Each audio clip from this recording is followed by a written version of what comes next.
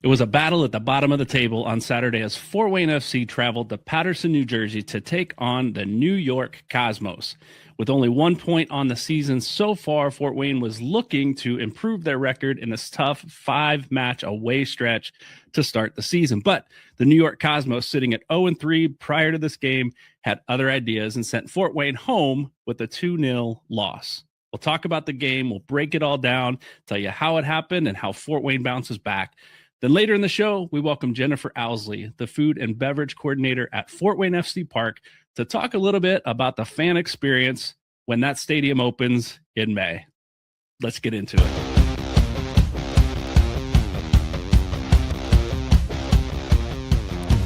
This episode of Fort Wayne Footy is brought to you by OmniSource, one of America's largest processors, distributors, and managers of scrap and secondary metals based right here in Fort Wayne. Check out their services at omnisource.com. Fort Wayne Footy is also brought to you by LaserX, the Midwest's largest laser tag and arcade. They specialize in birthday parties, corporate team building, youth groups, sports teams, and family entertainment. You can find them at laserxfw.com. That's laser with a Z. And if you get over there, be sure to tell them Fort Wayne Footy sent you.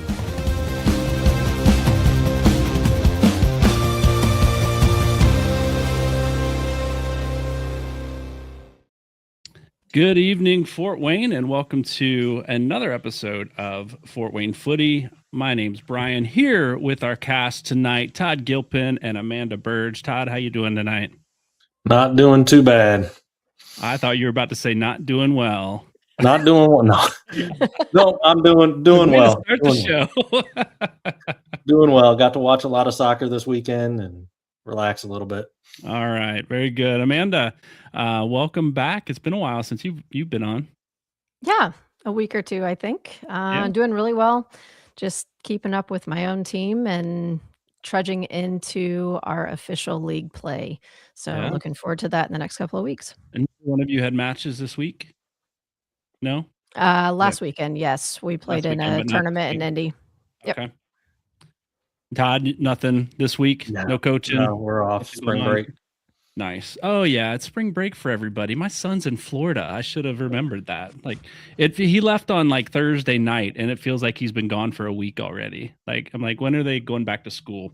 We're not here to talk about spring break, and we're not here to talk about school. We're here to talk about a match that happened yesterday between Fort Wayne FC and the New York Cosmos, and we're going to get into that in just a moment, breaking down that game and all the plays, the good plays, the bad plays, all the plays. We'll talk about that, but let's start the show off with cheers and jeers. If you're watching live, we would love for you to join us. Your cheers, the good things that happened this week or in the match specifically, and your jeers, the things that maybe you'd like to see happen a little differently. And Amanda, I will let you kick us off with your cheers and your jeers. Perfect. So huge cheer. We officially have our tickets purchased for the home opener for Fort Wayne FC. Super excited about that on so many fronts. It's time and the team's ready. I think the fan base is ready. And we actually, when tickets went live, they were kind of slim pickings. There's 6 of us that wanted to sit together, and our options, they existed, but they were limited, which is the best sign possible. So super excited to be there, to be a part of that environment. The jeers, to be honest, I think there was a lot of confidence going into the game, and we didn't capitalize on that. You never have it in the bag.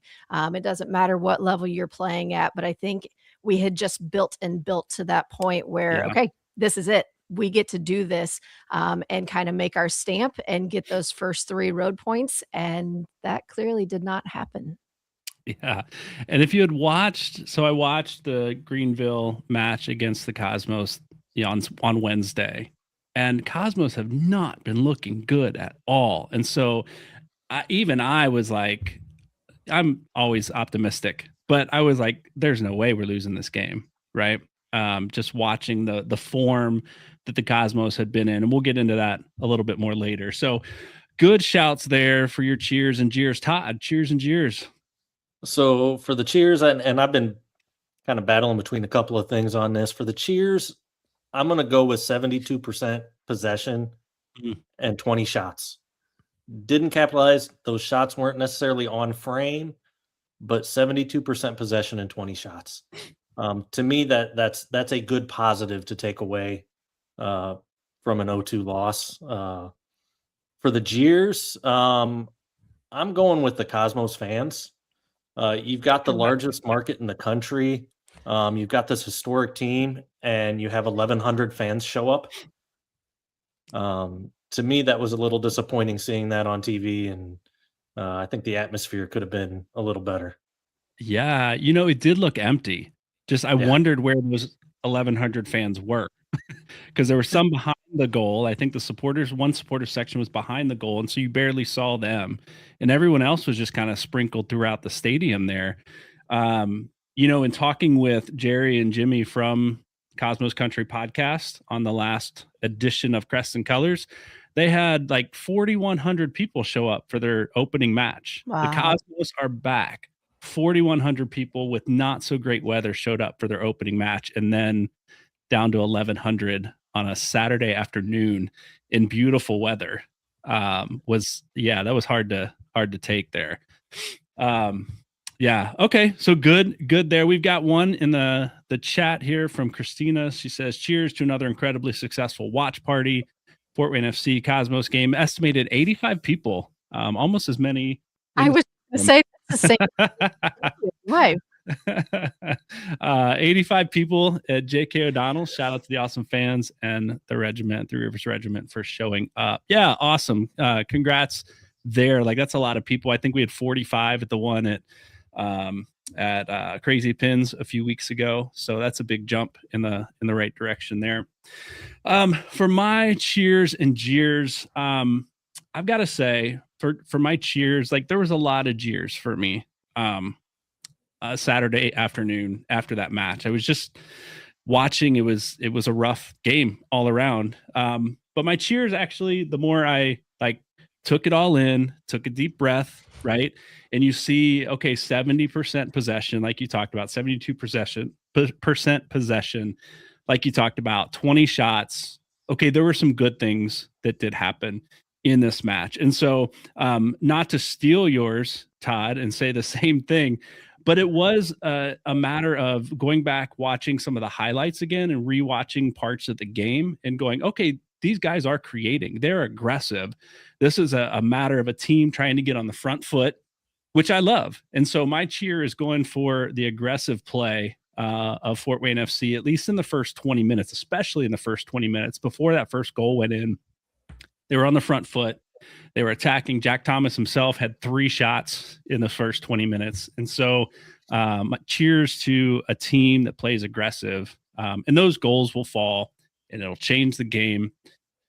Unfortunately, it didn't happen this time. So cheers to that. Jeers. I'm going 20th minute. Ajmer Spengler taking a ball off of Javier Armas and making Fort Wayne look like they were cones on a training field. 3 or 4 guys chasing him, just moving in and out. That's the guy that Jimmy and Jerry at Cosmos Country said, keep an eye on him. I had heard his name. I had watched him play Wednesday before. I wasn't too afraid of him. He looked like a star in this game. And I'm not saying like Fort Wayne made him look like a star. I think he just looked like a star. I think he is a really, really good player. And so just for that one moment of the game, 20th minute, Ajmer Spengler, congrats to you. But man, that was a tough one to take in on there. And that is our cheers and jeers for this week in USL League One. Let's jump into the game recap here. Fort Wayne, again, traveled, as we've said, over and over to Paterson, New Jersey to face the New York Cosmos at Hinchliffe Stadium in front of just over 1,000 people. Again, probably watching from the concession stand or somewhere else that wasn't on camera. So we had starting lineup was pretty much the same as it had been the week before, with one exception, I believe. Jaden Smith was in on the right flank as a right wing back instead of Hernandez. The rest of the lineup was the same, was similar in a game that they went out and played well, right? Against Paradise, 2-2 draw in that one. So, okay. We get into the game. Fort Wayne's on the front foot. However, New York Cosmos gets a first attack on frame, right? They sit back, they wait, they play, they let Fort Wayne have possession. And then when they get the ball, they go fast. Guenzati gets a shot that goes just wide, right? You remember that one? I think it was Spangler again, gets the ball at the top of the box and slips a pass. Like, it was beautiful. Slips a pass nobody expected because it was on his off foot, I think. It looked like he was planting his foot, but he ended up sliding the ball through. Guenzati is their, returner. He's been there before the first or the second iteration of the Cosmos. He's back. It was their first signing. He's the guy that everybody's watching, and he slips the ball just wide left. As you guys are watching the match, Fort Wayne on the front foot until that moment. That's 7th minute, right? Looked pretty like, I don't know, Fort Wayne had it, but then Cosmos get it, and they look way more dangerous in that first minute. What's going through your head as you're watching the game, that early part? I think it was a different level of hunger.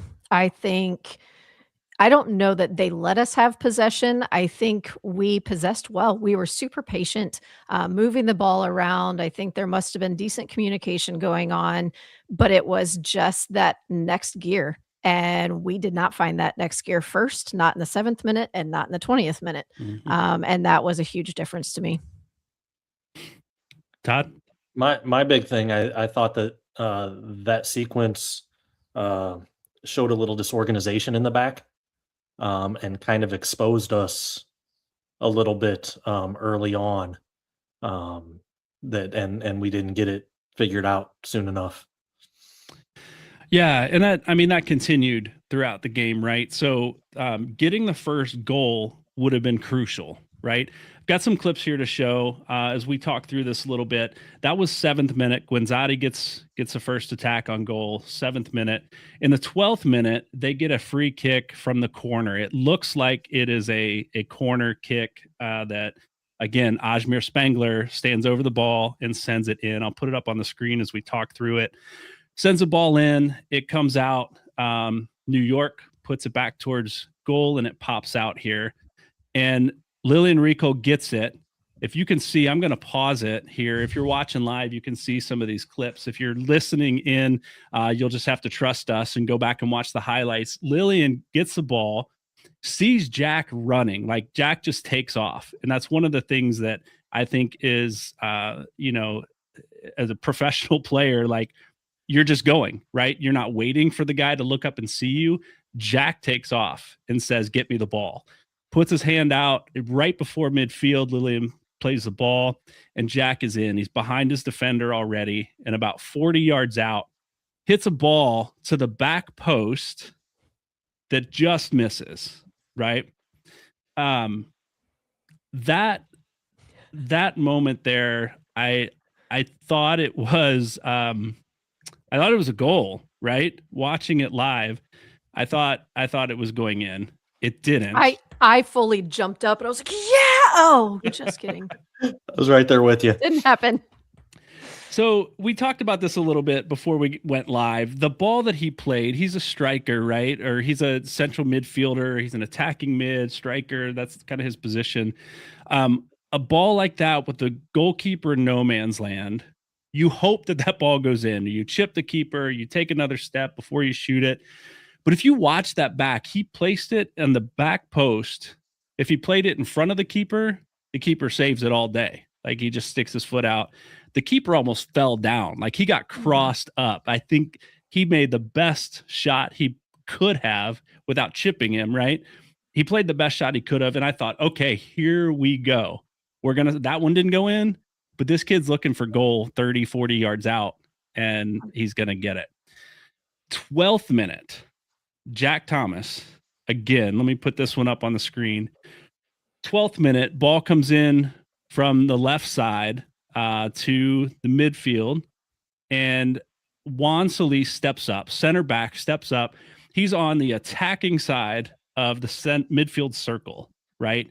Plays a ball, makes a tackle, plays a ball. Jack Thomas picks it up, takes it himself, and cracks it off the far post, right? So, and you can see his frustration, right, in that clip as he hits the post and he grabs his head and he's running to the ball, right? So the kid is hungry. He's dialing in his shot. And then we get a 20th minute shot from who else? Jack Thomas, right? Let me put this one up. It came from, again, the left side. Ball plays out. Jordan steps in, wins the ball, gets it back, plays it across. Thomas takes a little hesitation, lets the ball roll across his body, leaves the defender in the dust, takes a touch, hits another shot. The center back steps in and blocks it, and the ball bounces out. I'm going to pause there with these clips. Jack Thomas creating chances pretty, like, not on his own, but creating his own chances on goal. Impressed with his play in this game or no? Absolutely. I think he had that gear that I talked about in the very beginning. Unfortunately, that gear didn't pan out over 90 minutes, but he showed that hunger and that desire to do whatever it took. He was super creative, but he wasn't reckless. And I think sometimes those things are difficult to separate. So the level of aggressiveness was there, but he was making really smart choices. He also dished some off where he knew, hey, I don't have the angle. Super impressed with his first 20 minutes. We're going back to that first opportunity, the ball from Recall. What impressed me was the speed that he stayed onside, stayed in the half, and the connection that was made between the two. Right, that ball was played, timed perfectly, played perfectly in a position that he could do something with it, and then he went to goal. To me, that's, setting up that shot, the teamwork, the connection, that's something that you get, maybe not that first game, second game. Here we are in the third game, and you're making runs like that. That to me was impressive. Yeah, and I think we talked about the connection, the chemistry, the partnerships developing on the field. This is only Jack's second game playing. Ricole's played all three, but he dropped in to receive that ball, right? Recall did. And the timing with which he took one touch and he looked up and saw his man running, and perfectly weighted pass. If it was any shorter, he doesn't get through. If it was any longer, he's not getting to the ball because the keeper's already out playing high. It was a perfectly weighted pass for Jack to get in on that. So good play, good teamwork, good connection all around on that. Would have loved to have seen it go in, but it didn't. And not every shot does, as we saw in this match, but loved that connection. I've got one more clip here, and unfortunately, turn away if you don't want to see New York Cosmos score. But we have one more clip because this was in the 20th minute, the last clip we just saw, Jack Thomas's third shot, right? Bounces off the center back out into the field of play, gets to Javier Armas, right? And this is the moment I talked about in my Jeers. If we go to this clip, ball comes out and Ajmir Spangler intercepts, takes the ball, and he just dribbles and dribbles and dribbles around one, around two, around three, and then plays it off for a goal to the back post there. You would have liked to have seen one of those defenders at least step up. Like, it reminds me of kind of the opposite. I'm a Princess Bride fan, and this will stick with me. This will make sense. Have you watched Princess Bride? Do you know that movie? Yep. When the masked man is fighting Andre the Giant, yeah, and he has trouble because he's usually fighting lots of people at once. He's not used to fighting just one man. So in reverse, this felt like I'm used to only dribbling against one person, and now you send 5 people at me, and he gets around all 5 of them. And yeah, was And pretty I'm play. sorry, if What's you that? play that again, you'll notice the first 2 that he beat are jogging in recovery. They're Mhm. literally jogging back. I think they assume, "Hey, the next guy's got him, keeper's got him." Um, they're not sprinting, they're not putting forth that right here, both of them just jog back, jog, Yep. jog, and the ball's through. Yep. I think it's a sign of disorganization. There might be a bit of leadership lacking in that back line, and until we can get that communication cleared up back there, this is gonna be a weak point. Any one of those guys could have taken ownership of that and stepped up to it. That was a totally defendable ball. Yep. I think they all just assumed the next guy had him. Yep. I think Well, you're right. I think it's a matter of communication that's easily fixable, I think, Mhm. right? A For little bit sure, of verbal absolutely. communication, and maybe that was happening. We can't hear it or see it on Yeah, TV. And maybe that was happening. But yeah, I yeah. think, see, and that's the thing, like with these defensive lapses late in the half in the first couple matches, and then this one here, like it's all easily fixable, I think. And so that's, again, it's unfortunate in this game, but moving forward, I think it's something that can get together. For Um, sure. so Well, yeah, and and Shipman popped up fighting mad. And I oh, don't he did. literally mean he wanted to fight his team, but you could tell he was trying to rally them. Maybe I obviously have no idea what he said, but his body language was, "We have to get organized. Cannot let that breakdown happen again." Yeah. And he was ready to go. well, Yeah. if you look during the run, we had numbers back. As they're kind of jogging. If you look up, there's 4 or 5 V3 back there, so that there was numbers back there. Yeah. Yeah. And again, I think probably like, again, it's communication, who's taking the runner, who's taking the ball, who's stopping it. Yeah, no doubt. And Um, all of that comes with time. It's all so easily fixable because the talent is absolutely on the field. oh, There's no question about that. for And I will sure. say the one of my cheers was the one I was debating between. After the second goal, the Cosmos announcer was very positive to Mm, Fort Wayne, saying, "Young season, young team, it will come. It Hmm. will come. Yep. Be positive, and it'll come." And that was after the second goal. Yeah. yeah, Um, yeah. Yeah. One of the reasons I wanted to share the clips that we just saw is, again, to show in 20 minutes, Thomas himself had 3 shots. There were other shots on goal. I think Jaden Smith was in, got a cross in, keeper takes it on the near post. Um, Fort Wayne was on the front foot. My point, again, in showing you all these is to say, if one of those goals in, this game changes drastically, because what the way New York Cosmos played is, we call it parking the bus, right? They sat back. The reason Fort Wayne had 72% possession is because New York sat back and let them. In previous games, New York went after it. They got exposed, and they've lost every game they played until this one. I saw a different New York team play this week and said, we're going to let them play with the ball. We're just going to take our chances on a counter. And that's exactly what they did. If Fort Wayne scores, if Jack Thomas scores, any one of those 3, the game changes, because now New York has to chase a goal. They have to press, they have to push high, and it exposes their back line, which has not been good in their first 3 matches. And so, again, the aggressive play of this team, I love it, but sometimes it bites you when you don't get that first goal, when you don't get the early goal. If you remember the Naples game, the first 20 minutes of both halves, they were pushing. Naples couldn't get across Mhm. midfield. The Yep. first half of the Sarasota game, they're pushing. They're getting the first goal, right? 30 minutes in, 35 minutes, they've got 2 goals. They push hard, and I love it. But again, if you don't get a ball in the net early, it exposes you on the backside, for sure. Other thoughts on the match here, Amanda? I gotta say it. I think for those of you who haven't been watching Brian and I's banter back and forth for 2 months now, I think we're missing Musa, the midfielder, in the back line.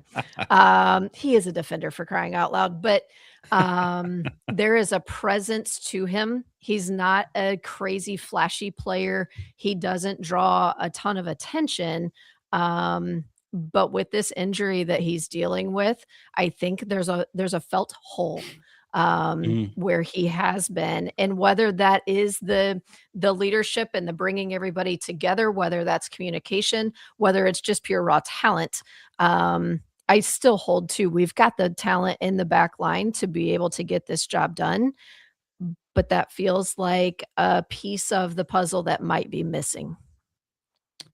Yeah, I 100% agree with that. Like this Moose is a guy that played, if I'm got my numbers right, 300 professional matches in different leagues, different places, internationally as well. You can't manufacture leadership like that with Right, a young team that hasn't played that many games. Micah right. talked about it a few weeks ago with a young team, 19-year-olds, 22-year-olds, 24-year-olds playing against guys that are 28, 29 who have again just that many extra years of experience playing soccer. You read the game differently with 5 more years of experience. You communicate differently with 5 more years of experience. You know maybe the limits of your body with 5 more years of experience. When you're young, you think I can chase that down, I can get that. And you're like, no, I got to talk to somebody because I'm not going to get him. I need someone to step up, right? And I so love how we all just laughed at that, like, "Yep, understand that completely." The body doesn't do it anymore. no. So yeah, absolutely. I think the experience. We had a comment from Fort Wayne FC TV here earlier that this is the youngest team in the league. Mhm. Absolutely, and you can see the aggressiveness in this young team, which again I love. Not faulting them for that, but the leadership on the back line with a James Musa back there was lacking. I think this Yeah. week. Yeah. Todd, any other thoughts before we wrap up this segment? I just go back to looking at the stats, and the stats only tell you so much, because like as you said, if we get the first goal, that changes the game. Mhm. The bus isn't parked anymore, whatnot. But that was a very lopsided 0-2 loss, right? Mm, When you look at that 72% possession, 20 yeah. shots compared to 6. Now, of those 20, only 4 I think were on target. Right, so we've gotta Yep. get that percentage up a little bit, um, but it was there was a lot to take away.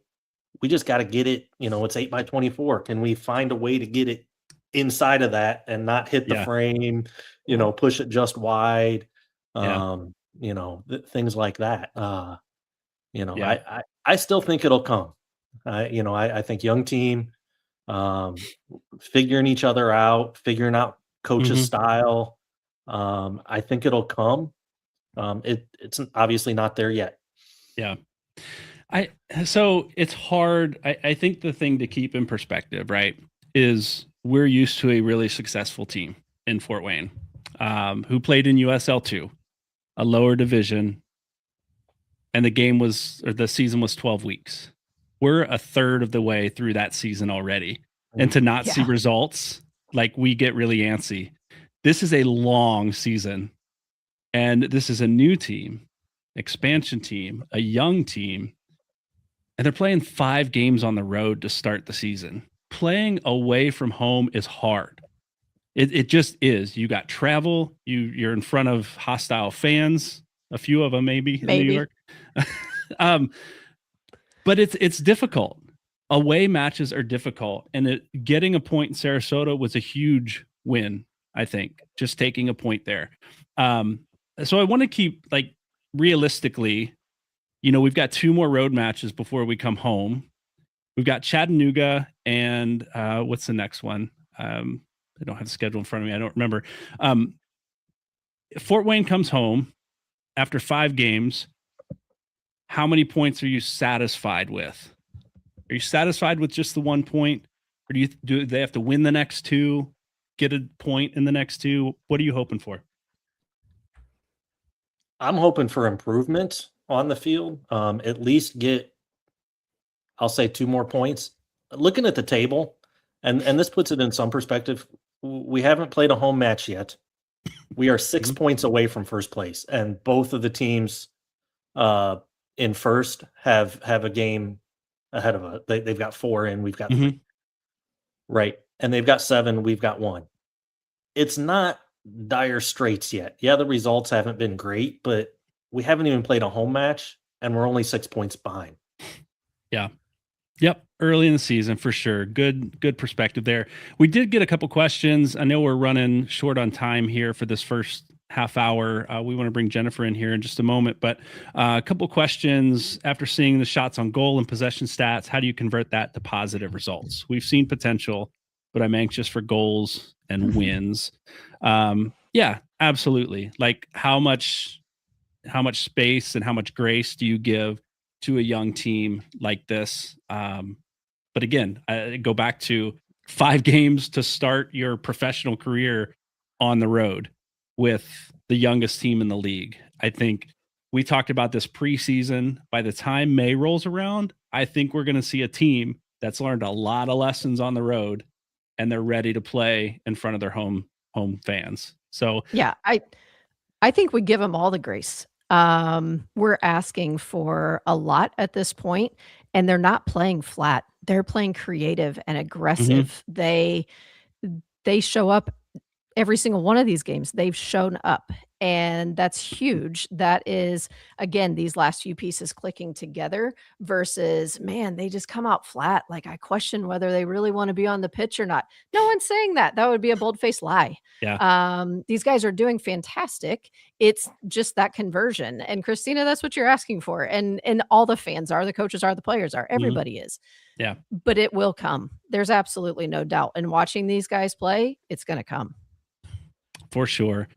So before we wrap up this part of the show, we do have to mention the man of the match this week. And this week we had a lot of conversation pre-show about who will receive the man of the match token this week. And we landed on Jack Thomas, who had, I believe it was 6 shots in total on the game. 3 in the first 20 minutes. 1 trips a goalkeeper up, just misses wide. 1 hits the post. 1 hits a defender, and a couple off target there. Amanda, we talked about Jack Thomas in this one as man of the match. Give us your rationale. Yeah, again, he was the hungriest player on the field, at least in those first 20 minutes, but he also never gave up. I'm a center back, so I'm not one that says, "Hey, whoever's the closest to scoring must have been the man of the match." That's not necessarily the case. But I do think if we can't give man of the match to the entire midfield line because their possession from minute 1 to 90 plus was excellent. We've got to convert, but Jack truly was the closest to being able to convert. And he was creative on his own and with his teammates in making those opportunities. Yeah. And this year, every week, every man of the match will receive a man of the match token from Fort Wayne Footy that looks something like this, if my camera will focus. Man of the match 2026. On the other side, you have the Fort Wayne Footy logo, which I could just show you this. But I wanted to show you the actual coin itself. Pretty sweet stuff. We will wrap up this segment of the show. Let's cut to our mid-roll ads. And when we come back from break, we'll bring in Jennifer Ousley from Fort Wayne FC Food and Beverage at Fort Wayne FC Park. This portion of the show is brought to you by Dead One Pest Control. If you've been looking for a local pest control service in Fort Wayne and surrounding communities, look no further than Dead One Pest Control. They work with both residential and commercial clients to get rid of all types of pests, including those dreaded bed bugs. No job is too big or small for them to handle, so you can count on their capable crew for whatever local pest control service you need. Reach out today to schedule an appointment at deadonepestcontrol.com. And remember, the only good pest is a dead one.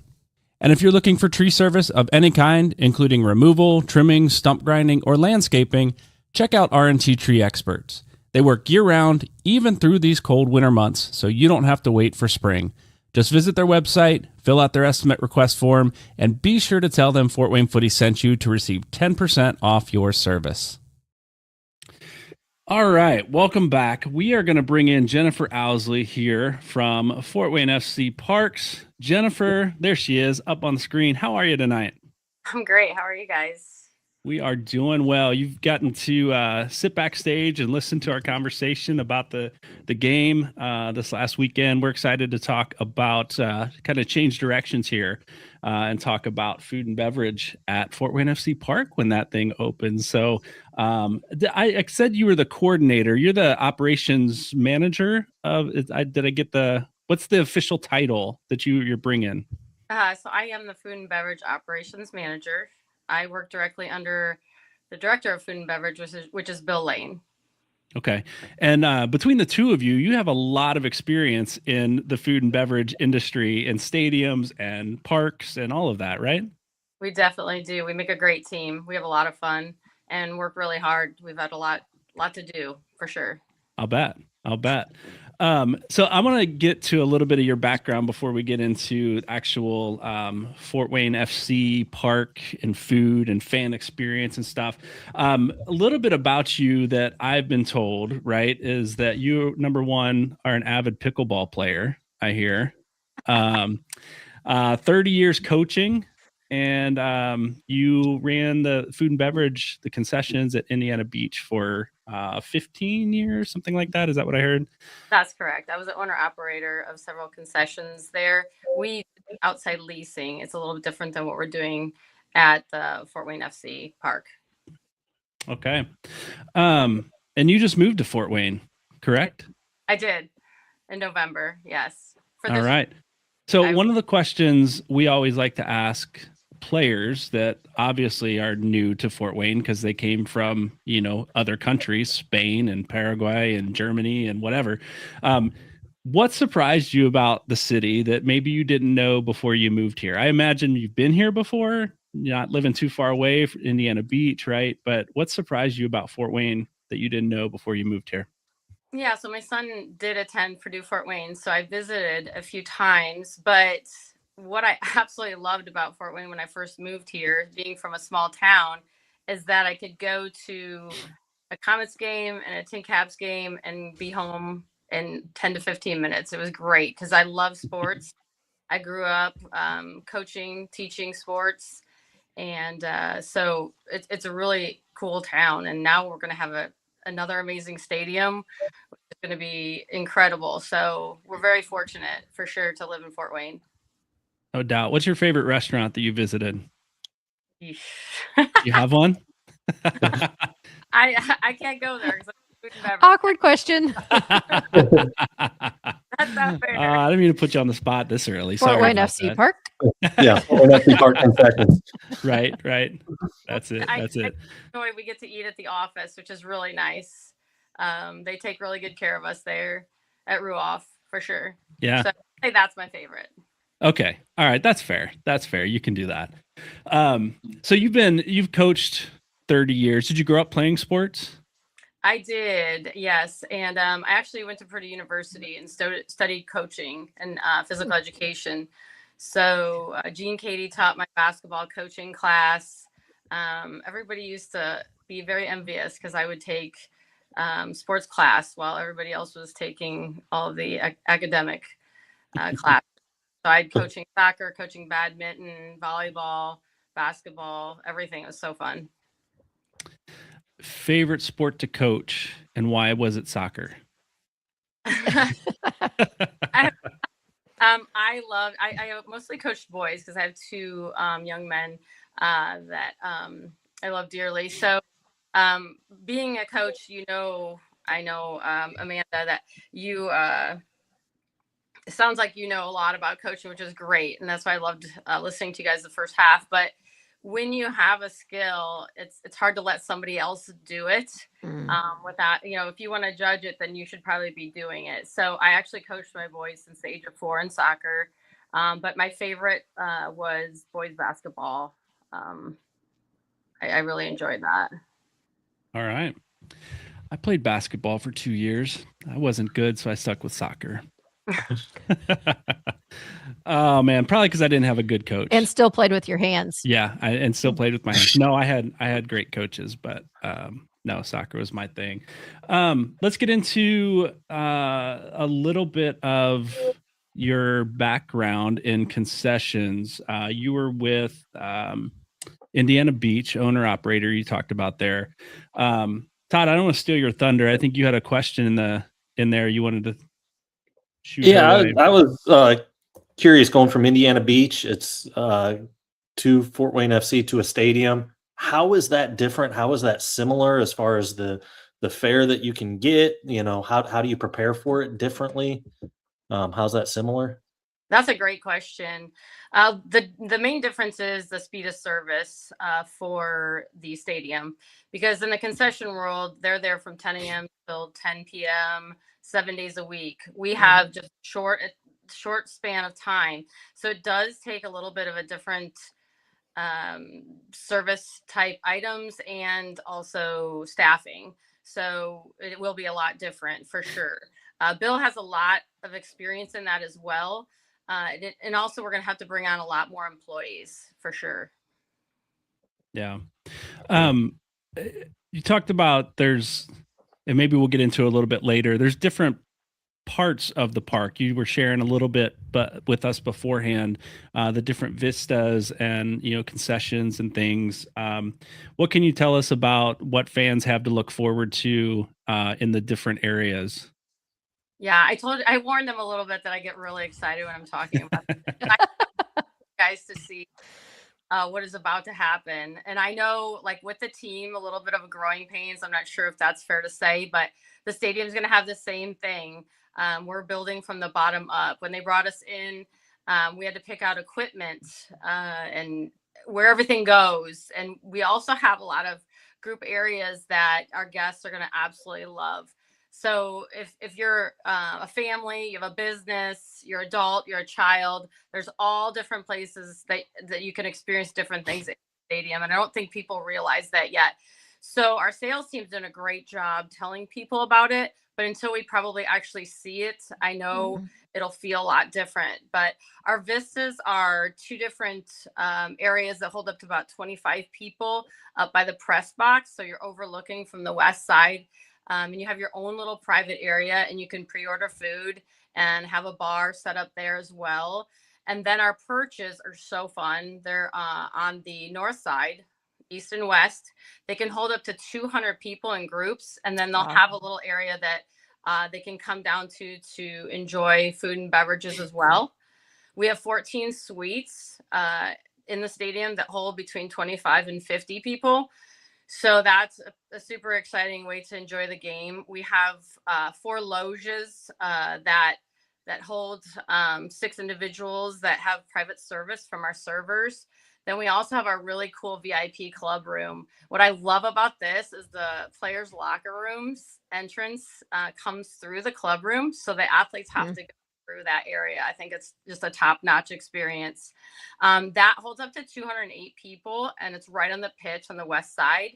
So they can enter the VIP area anytime during the game. We have a full bar in there, and it's actually a premium buffet in there as well. So make sure, if you haven't looked into that, that's one of the great experiences that you can have there. We also have our half moon tables that will also have service. We have 4 main concessions, and then our scoreboard Megatron, which is going to be a spectacle in itself. As I know, sorry. No, I can't wait. I know it's going to be so fun. I mean, just when you walk in there, there's just going to be so many fun areas to visit and just check it out. Everyone's going to be so excited. But our scoreboard has another full bar service and 2 concessions on the side, which is great because our full futsal area where the kids can play is right behind it. And then our standing, I would call them the rowdies, but the rowdy individuals that are going to be standing on the end of the field. I mean, it's going to be so much fun. There's going to be so much for people to walk around and do and see. There's not a bad seat in the house. I mean, it is going to be definitely a fun place to be for sure. And I'm hoping I didn't miss any of the areas, but if you have a small outing, a large outing, we're taking the stadium food favorites, and then we're going to take it to the next level. So you're going to be able to get all the different things that you expect to get in a stadium, but then also we're going to take it to the next level. We're actually hiring a chef / kitchen manager that's going to just tweak that recipe. So when you leave, they're going to say, wow, I didn't even think about that, but we're glad I did. So lots to see. If you have any other questions, I'd be happy to answer those. Oh, we got more questions. Okay. Yeah, we got questions. We're talking about food. Right. That's what I go to an event for. I'll be honest. I'm kind of a connoisseur of pretzels with cheese around the various high schools in the area. But you talk about all these different areas of the stadium. How different is the food going to be? Is it going to be the same? What's going to be available in these different areas that people are going to be able to enjoy? So we have been working closely with our partners, building our menu right now. So we're continually developing, and we have some great sponsors. I can't wait for all of you guys to see everything that's coming up. But we also have some official, I can't give too much away, but official fare from local people as well. But like I said, you're going to have your standard items, and we do have also additional, which we were talking yesterday at the watch party. We have kiosks that are going to be set up around the concourse. So your accessibility for food and beverage is going to be, it's just going to be on top. It's going to be the best. We have really worked out some different areas and making sure our guests are in the forefront and they'll be able to get what they need. We're working on getting some hawkers for the stands so you guys can stay in your seats and watch that game. And we're going to bring some items to you. So, but like I said, it is going to be have some growing pain and a work in progress. So what I do love about the attitude of Fort Wayne that I've noticed since I've gotten here is they are full supporters. Yeah. I love that, because you can't have excellence without having excellent fans, and that's what's important. So we do appreciate that. I know I'll probably be in a concession somewhere, hard to find, but that's my job and my role is to do that area, and I'm used to it. That's what I did at the concessions at Indiana Beach. I wasn't out riding the rides while everybody was doing that. I was making funnel cakes and lemon shake ups. So I'm used to it, and Bill and I are a great team, and we're looking forward to seeing everybody out there enjoying themselves for sure. Yeah. So speaking of that team, where are you guys in the hiring process? This obviously is going to take a small army of people. What does that even look like? Knowing, you said it yourself, you're going from the ground up. So talk a little bit about that. And just in case anybody's listening and you're not finished with that process yet, maybe what does that look like for them? Good question, Amanda. That was perfect. Thanks. So right now we have about 125 applications in hand, which is incredible, especially being this far out from our opening home match on May 2nd. What we're building right now is our lead team. So these are going to be the individuals that are the top dogs, and they're hungry, they're ready to work, and they're ready to get out there as soon as we get the green light. We're staging all of our equipment in the parking lot there in some containers. So as soon as that green light goes, we have a team that we've already built. So they're going to be in charge of we talked about all those different areas. So it's going to be a little difficult for Bill and I to be everywhere, but we are preparing them. They have experience. Like I said, they're the top dogs. We went through resumes, and you said favorite restaurants.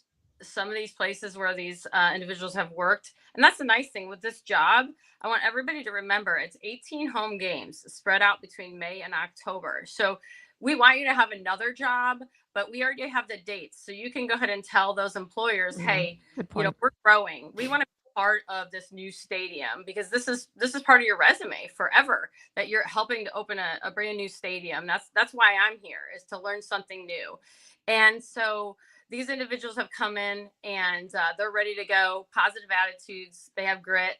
They know their equipment, and they're going to be helping us. But we are still hiring. So if you go to the Fort Wayne FC website, there's a toggle for stadium. And if you go under there, it'll say stadium jobs. And there's a list there. And that goes directly to me and Bill and our actually food and beverage operations supervisor, Mary. She's also added to our team recently. So she's helping me with all those interviews. But from the ages 16 up, we'll happily take your resumes, or even if you don't have a resume, just get on there and fill out the information. And you'll be hearing from us really soon, for sure. Awesome. Well, I have a 16-year-old that's interested. I will have him reach out. And I have a 16-year-old who already applied, Brian. well, So, you're ahead of the game. first one. No, my kid is. I'm not. Those job fairs have been really good. It's great to meet people face to face, and just even learn about the community, but the talent that we're going to have there, and be serving our individuals. We're getting some great, amazing people. So it's going to be fun. It's awesome. That's awesome. Well, Jennifer, thanks for joining us tonight for the show and letting us know a little bit about what the fan experience is going to be. And I fully anticipate that once the stadium opens and people get in the door, that's when things will click, right? I think people are excited about the stadium. They're excited about the progress. They drive by and everybody has the same questions, but everybody's like, once we get in there, like, it's going to change everybody's perception of what Fort Wayne's football is. And I'm looking forward to that. I have friends that have not been soccer fans that have been to other games in other places, and rowdy fans and fan experience. In fact, I had a friend this week that said, I'm looking to buy group tickets. Where should I buy tickets in the stadium? And I was like, you need to go. You get tickets in the supporter section if you've never been to a game, and experience it there, because people that do that become fans of the game because of the fans of the game that are in the stadium and the stadium experience. So I anticipate good things when that thing opens and filling that place out. I love that Amanda said she had a hard time finding 6 seats together earlier in this episode. And so I'm anticipating a fun opening match with a lot of people there. So we can't wait. And so thanks, Jennifer, not just for joining us tonight, but thanks for what you're doing to create a great fan experience inside Fort Wayne FC Park. Well, thank you. I appreciate you guys having me on here. Absolutely. We're going to move on. Jennifer, we'll let you get going. We'll get you out of here, and we'll move on with the last few minutes of our show, and we'll talk to you real soon. Okay, thank you. See you, Jennifer. Thank you. All right. We are back, just the three of us here again. That's fun, man. I can't wait. It's going to be more than cheese and pretzel and cheese, Todd. So I hope you're prepared for the cuisine that you're going to get there at the stadium. I hope it's better than the local high schools. Even if it is just pretzels and cheese. Even if it is just pretzels and cheese, they throw a brat in there. I could go for a good brat. Yeah. Yeah, you know, when I asked the question, I didn't think about, like, what's your favorite restaurant? That there's going to be local restaurants there as vendors. Like, okay, all right. Yeah, that was probably a bad question. Oh, man. Anyway, no, I can't wait. I can't wait to get in the stadium, to have some nice food, to sit in my seat and stay there. And, like, that's what I'm most excited about, people coming to my seat, you know, and bringing the food and drink. And I really think that we've got to find a way to get Fort Wayne Footy tickets in the club area, VIP area. So, Let's do it. Todd, if you'll work on that for us, that would be great. Yeah. Find a sponsor for that, Todd. Yeah, there we go. Awesome. Hey, if you are a fan of the show, you're joining us live, you listen later in the week, you watch some of our replays on YouTube or Facebook, and wondering how you can support us in what we do, because that's a question everybody always has, right? When they see you and they go, how can I support you? It's maybe not a question that you have, but it's a question that we want to plant for you. And you can do that by joining the Footy Faithful on Patreon. We've got a link up on the screen right now. You can visit our website and follow to Patreon there. Become a Footy Faithful. support us at $2 a month, $5 a month, $10 a month. Different tiers get different perks and different benefits, like early access to our Crest and Colors episodes, and access to our Discord server, which has a lot of fun conversation, not just on match day, but throughout the week. We've got a lot of different chat going on there. You can join our Discord server by joining the Footy Faithful, our tiers over there. So check that out if you are interested in sponsoring the show in any way. We are looking for additional sponsors because we have a new show starting in just a couple of weeks, the 260 Soccer Show. I'm going to play a little clip of an intro for you just to get you hyped.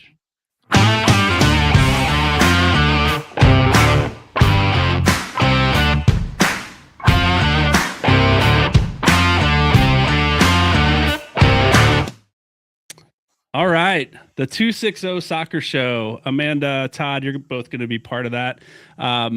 Give us a little, Todd, or Paul told us a little bit last week. From your perspective, what do people have to look forward to from the 260 Soccer Show? I'm really looking forward to kind of educating. I mean, there's especially with youth soccer, that component. There's so much out there. I'm looking forward to just talking about the landscape of youth soccer and the development of the sport, how that translates into high school, how that translates into college, pro. What is that system? How does that work? Also the referee aspect, education on that. How do you become a referee? How do you, what is the referee's perspective on the sport? It's a lot different than a player or a coach. How do you convince someone to become a referee is the actual question. The bigger question is, how do you convince someone to stay a referee? Yes. When we have 50% turnover rate for our referees. And how do you convince those around the referees to convince them to stay? But no, there's a lot to cover on the sport, For sure. Amanda, what's your take? What are you looking forward to with the new show? I think with Fort Wayne Footy transitioning up to USL 1 with Fort Wayne FC, there's not enough time for Fort Wayne Footy to cover everything that needs to be covered, because soccer in the 260 area code it's exploding. Are we Indies market? No. Could we be someday? Sure. And I think I'm looking at the ticker right now. We're 57 minutes into this and have not covered local soccer outside of Fort Wayne FC. And there's so much going on from the youngest of the young all the way up. And I just think it's going to be incredible to have two shows dedicated to their niche. And we're going to have some incredible interviews. The ideas we have for interviews are going to be super fun. I don't know if it was Todd or Paul, but apparently we're having some concession stand contest. So someone's going to have to go try all the food. Todd, you can do that. Pretzel and cheese. Yeah. Fine. Okay. I guess I'm going to I claim can go. gluten-free on that one, and you have at it. But yeah, we've got really neat ideas to draw in the local community, even more than Fort Wayne Footy already has. As you guys kind of pivot to just focusing on Fort Wayne FC. And I think it does soccer justice at a different level to have both shows being able to run at the same time, covering different things. So I'm super excited. Yeah, I was on Morning Kick Around last week or 2 weeks ago. I can't remember when that was, with Jason Davis. And they cover a lot of USL, MLS, USL championship soccer all across the states. And so they wanted to hear, from us about the stadium progress and the team and like the progress we're seeing as the team develops and grows. And anyway, got to share about the fact that we started this show last year and we've got a second show starting already. And he was surprised, like, that's great that Fort Wayne has that kind of market that you can have two soccer shows and really support both. And so we're grateful for, those of you who listen to tune in, but we're even more thankful for, our sponsors that allow us to grow in this way too. And so when I mentioned the Footy Faithful on Patreon, I mentioned sponsorships. It's to help us do what we do to bring the content to the fans that seem to really be eating it up. And so the fact that we're less than a year in, we started this April 27th, I think, last year of 2025. And we're starting a second show on April 12th of 2026. So that's crazy growth. And we're excited about that. And we're excited about the team with Amanda and Todd and Paul jumping off from here to start the 260 Soccer Show. And you'll see some other familiar faces on there from time to time as well. But looking forward to getting that going. Let's jump back into some scores around USL League One, and we'll get to the Fort Wayne Soccer Minute here as we wrap up the show, because there were some big games involving some Fort Wayne teams here recently. Looking around the league, Greenville Triumph on Wednesday beat the New York Cosmos 3-2, which is, again, the game I watched and went, we're not losing to this team, but you never know. One Knoxville beat Richmond Kickers. Charlotte Independence 4-0 over Spokane Velocity, which shocked me. Charlotte's a good team, but Spokane was in the final last year. And so a 4-0 loss is surprising. Union Omaha 2-1 over Corpus Christi. Naples took their first loss to Forward Madison, who traveled down and beat them on their home turf. Sarasota with a win over Portland Hearts of Pine, which, again, was a little surprising. Portland's a pretty top-tier team, and Sarasota's proven themselves to be pretty formidable here. An AV Alta 2-2 draw with Chattanooga Red Wolves, and then Greenville Triumph tonight. Looks like a 4-2 win over another New York team in Westchester SC. So there's your scores from around USL League One. I tell you that to say we've got some tough matches coming up.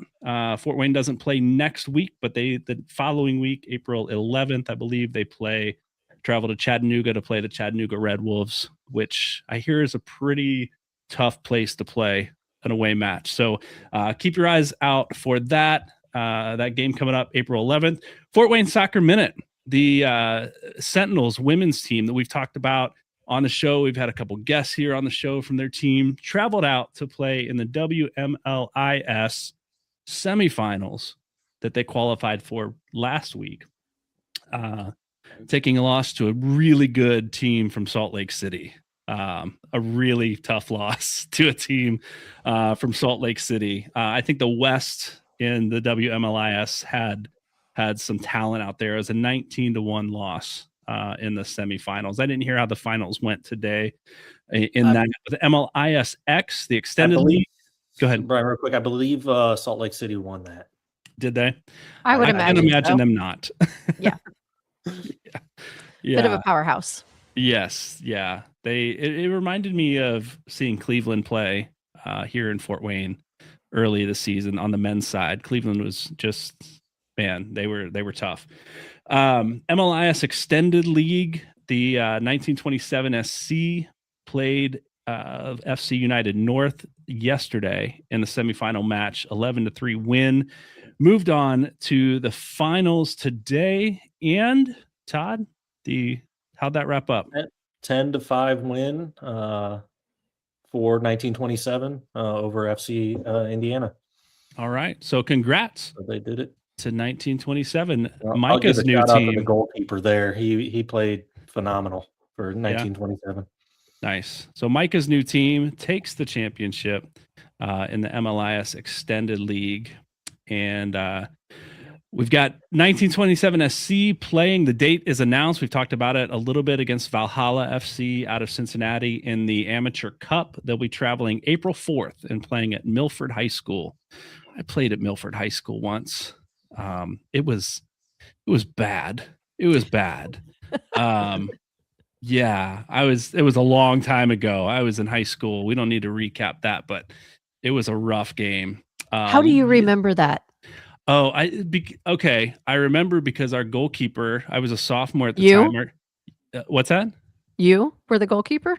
I was a sophomore at the time. Okay. Our senior goalkeeper gets a yellow card and had to come out of the game. And our junior goalkeeper, like we were both warming up, and our junior goalkeeper had to go in for one play till our senior keeper could get back in. I was playing on the field at that point. I was a forward because we had two other goalkeepers, but it was just a rough game. bodies flying into bleachers. Like, it was nasty. Anyway, I don't anticipate that in this game. It's a different field, but that's my experience at Milford High School. And Todd, we've got a 1927 SC women's team. Looks like there's some things happening this summer. Last year did some training, maybe played one friendly. What can you tell us from what you know of the 1927 women's side?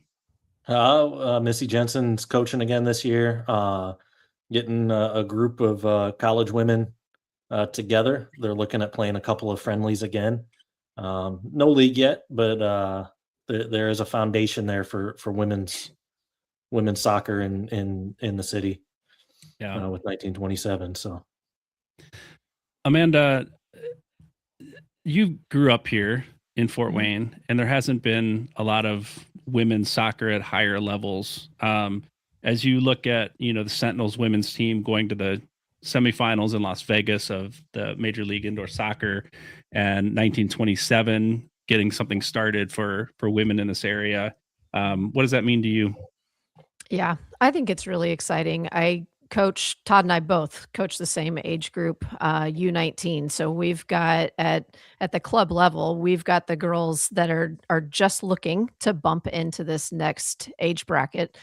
Most of them are going to play in college, but opportunities to play in the summer, opportunities to see what that next level looks like. It's fantastic. And to not have to travel far to do so. You've been gone at school all year, so to be able to stay home and keep your skills sharp is incredible. In my day job, we actually have a men's professional soccer club in Quito, Ecuador. And one of the requirements, as soon as you hit the level we're at, is you have to start a women's side. You have to have a home stadium, you have to have a women's side, and you have to have a developmental league for kids. I think that should be the standard. And so seeing that start to take shape a little bit here, it's just an incredible opportunity and super fun for the young ones growing up and knowing, hey, I really can take this as far as I want to. Maybe it's not in WSL, but there's options. And finally, there's more and more options for females that want to move up, and maybe some that just aren't quite ready to hang the boots up yet. Yeah. Speaking of NWSL, Amelia White gets her first appearance for the Kansas City Current yesterday, coming in late in the game as a sub. So congrats to her for the work she's doing and the time she's getting out there in Kansas City. Thanks for those of you who stuck around. Few of you who are here all the way to the end. You get to hear again the announcement that this is our final Sunday night show of Fort Wayne Footy. Next week is Easter Sunday, and we are not doing a show on Easter, but we are starting our Monday night shows. So Fort Wayne FC from here on out will move to Monday nights. So mark your calendars, tune in for that. Tell your friends. Let's get some more people here live on a weeknight, Monday night, 9 p.m. for Fort Wayne Footy. And then the following week, April the 12th, Sunday night, we have the new show, the 260 Soccer Show, starting up. So they'll take this Sunday night spot, and Fort Wayne Footy will move into our new spot on Mondays. So stick around, get excited about all the new stuff that's coming, and we will see you next week, next Monday.